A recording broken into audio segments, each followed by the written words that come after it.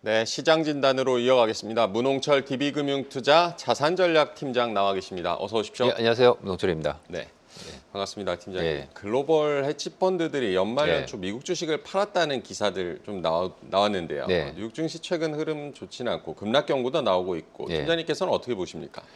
이게 보통 새해가 되면은 이제 그 최근에 어떤 매매 움직임이 어떤 특정한 재료가 있어서 움직였다기보다는 네, 새해가 되면은 정기적으로 리밸런싱이라는 걸 이제 하거든요. 그러면 최근 뭐 한두 해 사이에 많이 번 자산이 뭐냐? 그럼 뭐 이거 많이 벌었으니까 이거 좀 줄이고. 그럼 제일 안 좋았던 자산 뭐냐? 그럼 이제 새해 들으면 뭐 이거 좀 한번 더 사봅시다. 당연히 밸류가 있을 거니까. 예, 그런 식으로 움직여서 최근 이제 연초에 이러한 리밸런싱 차원의 어떤 자산 시장의 변화, 그리고 이제 주장을 하시는 분들은 이거에 또 맞춰가지고 자신의 뷰를 좀 수정하기도 하고 네, 그런 거기 때문에 이거에 뭐 의미를 뭐 두려면 또 둘 수 있는 거고요.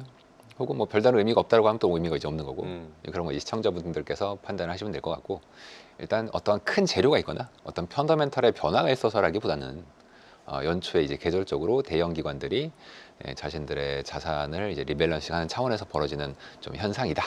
이제 그래서 뭐 저도 당연히 이제 희망을 갖고 싶고, 너무 고밸류가 된 것은 좀 조정을 받아야 되지 않겠냐. 뭐 그렇게 저는 생각은 하는데, 네. 그게 최근에 갑자기 사람들이 생각이 바뀌어서 그런 게 아니라 어떤 이제 연초에 나타나는 좀 계절적인 현상이다.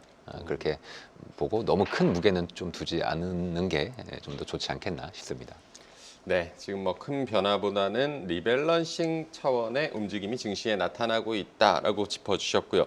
미국의 그 재정 적자가 심각하다라는 네. 얘기 작년부터였는데 네. 트럼프 2기에도 뭐 이런 정부의 재정 지출 확대는 쉽지 않을 것이다 이런 예. 전망들도 있습니다. 예. 유동성이 더 늘어나기는 어렵다라는 얘기일 텐데 증시에 미치는 영향은 어떻게 보십니까? 이제 증시를 보시는 분들은 특히 유동성을 굉장히 관심이 네. 많으시지 않습니까? 그럼 도대체 그 유동성이라는 게 무슨 지표를 봐야 되냐?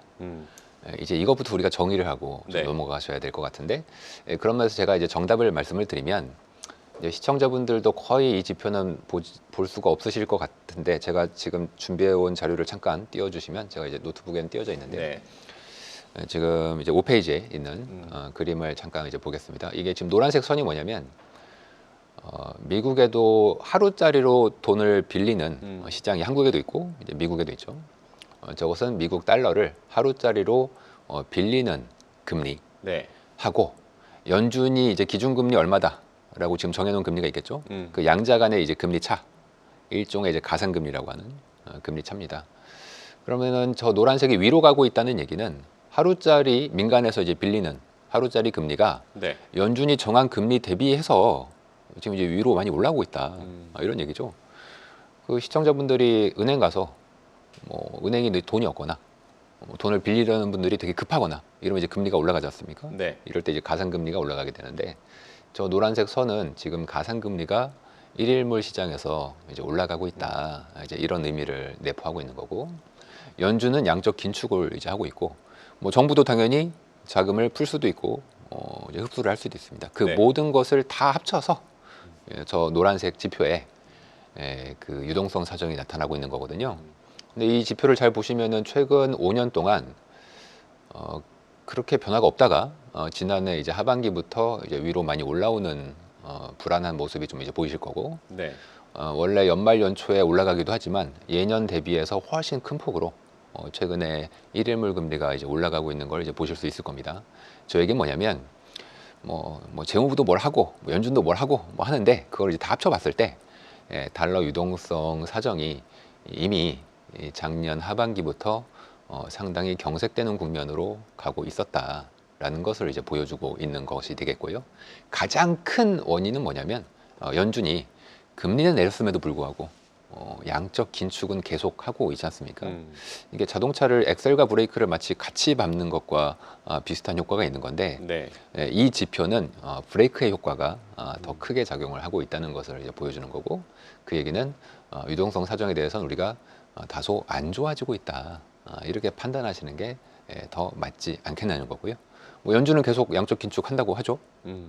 그리고 트럼프가 뭐 재정을 좀 풀어주면 모르겠는데, 만약에 뭐 지금 영국도 그렇지만 재정이 나빠지면은 국채 시장이 굉장히 발작을 일으키는 현상들이 이제 미국에서도 지금 일어나고 있지 않습니까? 네. 그렇다면은 뭐 돈을 많이 못 쓴다. 그러면은 지금 보여드리고 있는 저 차트에서의 일일물 자금 경색이 더 커질 가능성이 이제 사실 있는 거고, 제가 그림을 2020년부터 가져온 이유는 2019년에 비슷한 일이 있었거든요. 네. 비슷한 일이 있고 나서 연준이 양적 완화와 이제 금리 인하를 19년에 이제 했던 사례가 이제 있었기 때문에 저는 올해 25년에는 요 유동성 사정을 좀 주의 깊게 보실 필요가 있고, 이게 위험 자산에도 다소 좀 부정적인 재료가 좀 될 수 있지 않겠는가. 뭐 연준이 태도가 바뀌면 모르겠는데 네. 당장은 그럴 가능성은 없어 보이기 때문에 좀 주의 깊게 보자, 이렇게 말씀을 드리겠습니다. 네, 보여주신 대로 그 초단기 가산금리가 올라가고 있고 유동성이 경색되는 국면을 보여준다. 이 부분을 좀 투자에 참고를 하셔야겠습니다. 네.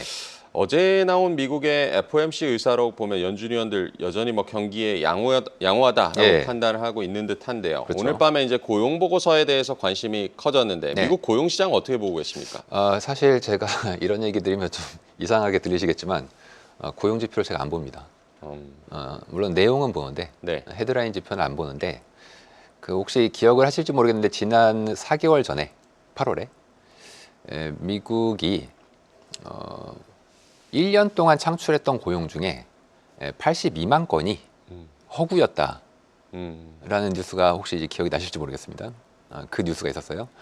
1년 동안 82만 건이면 한 달로 치면 대략 7만 건 정도 되는데, 네. 그동안에 우리가 고용 좋다고 얘기를 해서 다 투자도 하고 뭐 채권도 팔고 했었는데 갑자기 1년 동안 82만 건을 까니까 사람들이 도대체 고용 지표를 우리가 믿어야 되냐. 근데 이제 다시 쏙 들어가고 다들 또 내일 지표를 보고 계시죠.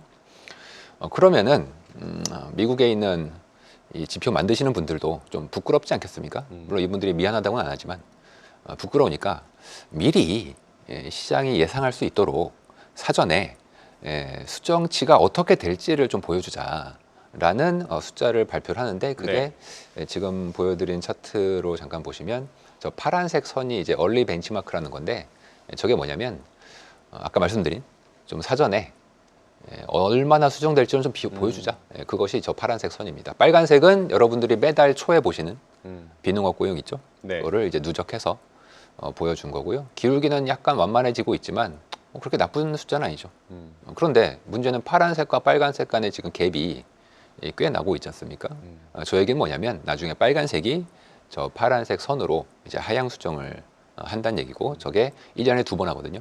네. 2월 달에 한 번 하고 이제 8월 달에 이제 한 번 하게 돼 있습니다. 2월 달이 이제 다음 달인데, 저 차트를 잘 보시면은 2023년 중순부터 양자가 이제 어긋나기 시작해서 현재 이제 9월 달까지가 이제 최신 숫자인데, 9월 달까지 보면은 저 갭이 도대체 몇 명이냐. 단위가 보면 이제 100만 건이니까 대략 160만 건 정도가 빨간색과 파란색 간에 현재 갭이 벌어져 있습니다. 네. 이게 앞으로 이제 하향 수정이 160만 건이 이제 된다는 얘기겠죠. 그 얘기는 올 2월 달에 또 한 번 80만 건의 하향 수정, 올해 8월 달에 또 한 번 80만 건 하향 수정 되면 160만 건이 이제 조정이 되겠죠. 그런 일들이 이제 계속 있을 거란 얘기입니다. 즉, 여러분들이 매달 초에 보시는 비농업에 대해서 너무 의미 부여, 물론 시장은 이제 움직이는데 네. 의미 부여를 너무 하게 되다 보면은 나중에 수정됐을 때 내가 봤던 숫자가 가짜였다. 그러면은 굉장히 또 황당하고, 장기 투자를 하시는 분들은 요 지표를 잘 보셔야 되겠고요. 뭐 한 달 혹은 뭐 2, 3개월 단위로 투자를 하시는 분들은 뭐 월 초에 나오는 고용 지표를 이제 보셔야 되겠지만, 이러한 이제 기본적인 개념을 좀 잡고 가셔야 올해 뭐 다들 경제가 어떻다고 얘기하는데 실제로는 그게 좀 아닐 수도 있겠구나. 이러한 느낌을 좀 가지고 가실 필요가 좀 있어 보입니다. 네, 오늘 밤에도 고용 보고서가 나오겠지만 지금 발표되는 이 비농업 고용 지표 하향 수정될 수 있다. 뭐 전체적인 추세를 보시는 게 아무래도 중요하겠습니다. 네. 연준 위원들이 대체로 신중론 펼치고 있지만 네. 월러 이사 같은 경우는 비둘기파적인 발언을 하면서 시각차도 좀 드러나기도 했는데 그렇죠. 인플레이션 전망은 지금 어떻게 보십니까? 일단 또 이상한 얘기를 제가 드리면, 네, 저는 연준 의원들이 뭐라고 얘기하면 잘 안 듣거든요. 일단 그분들이 과거에도 뭐 경제나 기준금리에 대한 미래의 경로가 그분들이 얘기하는 대로 된 적이 거의 이제 없었고, 특히 월러 이사의 배경을 찾아보면은 저는 그분들도 사람이다. 따라서 정치적인 견해에 따른 편향이 당연히 있다. 물론 본인들은 절대 아니라고 하겠지만 네, 그 편향성 보면 원일러 의사 같은 경우에 트럼프 1기 때 지명을 받으신 분이시고요. 그 외 대부분의 분들은 이제 민주당 쪽 계열에 뭐 파월은 공화당원 아니냐? 공화당원이지만 옛날에 공화당의 그 태도와 현재 트럼프는 굉장히 이질적인 면이 좀 있습니다. 그리고 이미 1기 때 이제 파월은 굉장히 트럼프한테 당한 게 있기 때문에 네. 이제 마음속에 반감이 되게 크겠죠. 이런 반감이 결국 어디에 드러나게 되냐면 제가 보여드린 차트를 잠깐 보시면 지금 선이 이제 세 개가 있는 차트가 있는데요. 이게 보시면은 녹색이 민주당 지지자가 생각하는 기대 인플레이션이고 노란색은 공화당 지지자가 생각하는 기대 인플레이션인데 네. 대선이 끝나고 나서 양자가 지금 거꾸로 움직이고 있습니다. 즉 공화당은 자기들이 이겼으니까 이제 트럼프가 앞으로 이제 물가도 안정시킬 거다. 이렇게 노란색은 하락하고 있고요. 반대로 민주당에 계신 분들은 뭔 소리냐? 트럼프가 하면은 이민 쫓아내고 관세하면은 인플레다. 이러면서 오히려 녹색이 이제 올라가고 있는 대부분의 경제학자들이나 주류 언론들은 대부분 이제 민주당 계열 쪽으로 쏠려 있기 때문에 이제 그러한 편향을 여러분들이 고려를 했을 때 지금 월러 이사가 저 노란색이라고 보는 거죠. 네. 그 외에 대부분 모든 이 연준에 계신 분들은 전부 저 녹색으로 보시면 되고 연준은 미국은 정치 헌금을 할 수 있지 않습니까? 연준은 그거를 공시를 하게 돼 있는데 네. 압도적으로 민주당 헌금이 많다고 우리는 이제 데이터를 보고 있는데 그렇게 본다면 현재 연준은 굉장히 이제 민주당으로 쏠려 있는 그러다 보면 당연히 인플레이션은 안정이 안 된다. 그러면 통화 정책은 굉장히 긴축적으로 운영을 해야 된다. 그 중에 혼자 이제 월러 의사가 얘기하는 이유는 이분은 이제 트럼프한테 뽑히신 분이기 때문에 따라서 물론 이제 좀 정론을 지키시는 분들은 뭔 소리냐 연준이 그런 식으로 움직이겠냐 이러시겠는데 제가 22년 동안 중앙은행을 본 바로는 이러한 정치적인 견해가 굉장히 중요하게 작용을 하므로 참고를 하셔라. 뭐 경제학자들도 대부분 이제 민주당 계열이므로 과연 25년에 인플레이션이 온다고 다들 얘기하시는데 진짜 올지는 한번 여러분들이 객관적으로 생각을 해보실 필요가 이제 있다라고 제가 한번 경각을 해야 된다, 경각심을 가져야 된다 말씀드리겠습니다. 네, 트럼프 대통령 당선인이 보편 관세 법적 근거를 위해서 국가경제 비상사태 선포를 검토 중이라는 기사도 네, 나왔는데요. 그렇죠. 지난 뭐 1기 때도 비상사태 선포를 협상 카드로 좀 사용한 적이 있었는데 이번에도 비슷한 상황이지 어떻게 보십니까? 네.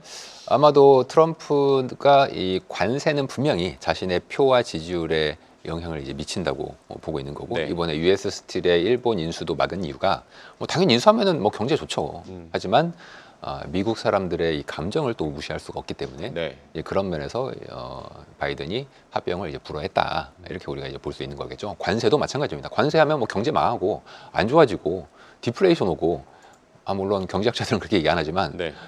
지금까지 인류가 무역을 500년 이상 해왔지 않습니까? 네. 그런데 보호무역을 했던 시기에는 반드시 디플레이션이 왔습니다. 그 이유가 있는데 아니 관세는 인플레 아니냐? 이게 왜 이제 그런 식으로 오해를 하시냐면 그냥 수입 물가가 올라가니까 관세 매기니까 수입 물가 상승, 인플레 이렇게 이제 단순하게 생각을 하시는데 네. 경제라는 건 복잡계이기 때문에 복잡계는 우리가 인문학적으로 접근을 해야 됩니다. 사람이 어떻게 행동할 거냐? 관세나 이민자를 쫓아내는 이러한 행동은 사람들의 경제활동 욕구를 꺾는 효과를 가지고 있기 때문에 이것은 경제 성장에 나쁜 영향을 이제 미치고요. 이제 가장 단적인 최근의 사례가 바로 2018년의 관세겠죠. 네. 지금 제가 차트를 하나 준비해 왔는데 지금 차트를 한번 보여주시면은 지금 이게 2018년에 미국의 수입 물가를 제가 가져온 겁니다. 수입 물가의 YOY. 관세를 매기면 인플레가 온다고 하지 않습니까? 그러면은 전체 뭐 소비자 물가는 뭐 그렇다 쳐도 수입 물가는 적어도 올라야 되잖아요. 네. 그런데 이 그림을 정확히 보시면은 관세를 매기기 시작한 2018년부터 정확하게 수입 물가는 오히려 디플레이션으로 굉장히 떨어지기 시작합니다. 즉 뭐 여러 가지 이유가 있겠지만 이 복잡계에서는 사람들의 경제 활동 욕구를 저해하는 정책이 결국은 디플레이션을 가져올 수밖에 이제 없다. 그러면 당연히 이번에도 트럼프는 표를 위해서 지지율을 위해서 혹은 협상을 위해서 관세 카드를 가져오게 될 텐데 그 얘기는 저는 과거의 사례가 늘 그랬기 때문에 너무 A니까 B다 이렇게 인과율적으로 생각하지 마시고 네. 인간의 관점에서 한번 생각을 이제 해보시면은 저는 올해 관세는 미국 경제에 상당히 부정적인 영향을 미치되 트럼프는 표를 위해서 강행을 할 가능성이 있을 것이다 이렇게 말씀을 드리겠습니다. 네, 보호무역은 디플레이션을 불러온다라고 짚어주셨고요. 연준의 금리 인하 뭐 축소 전망이 많은 가운데 네. 뱅크 오브 아메리카 같은 경우는 트럼프 우려로 연준의 금리 인하가 끝났을 수도 있다. 네. 뭐 이런 의견을 냈습니다. 네. 팀장님께서는 올해 연준이 몇 차례 금리를 내린다고 보십니까? 지금 마켓 컨센서스는 2번일 거고요. 네. 제가 지금까지 저 또한 이제 인간이니까 인간의 관점에서 전망치 대비해서 실제 기준금리를 어떻게 변경해 왔느냐에 대한 차트를 또 우리가 이제 그릴 수가 있습니다. 네. 근데 그 차트를 제가 오늘 준비는 못해 왔는데 그 그림을 보면은 늘 사람들이 그리고 연준이 네. 앞으로 우리는 기준금리를 이렇게 할 거야라는 것보다 더 큰 폭으로 금리를 움직였던 사례가 늘 지금까지 이제 사례였었거든요.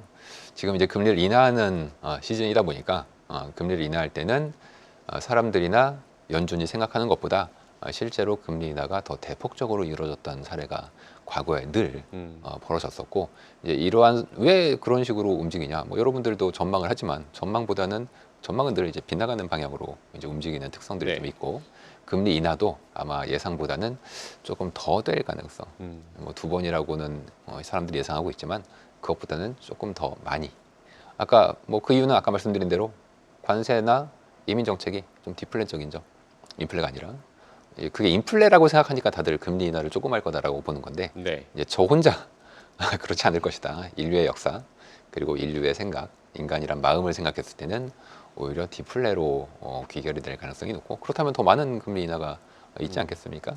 그래서 제가 많이 시장과는 다른 전망을 갖고 있기 때문에 그 점을 이제 감안하시고 저는 조금 더 많이 볼 수 있지 않겠나. 좀 더 희망적인 얘기가 될 수도 있겠습니다만 네. 이렇게 보고 있습니다. 네, 보호무역은 디플레이션을 불러올 수 있고 금리 인하 2번보다도 더 많아질 수 있다라는 점도 참고를 해보시기 바라겠고요.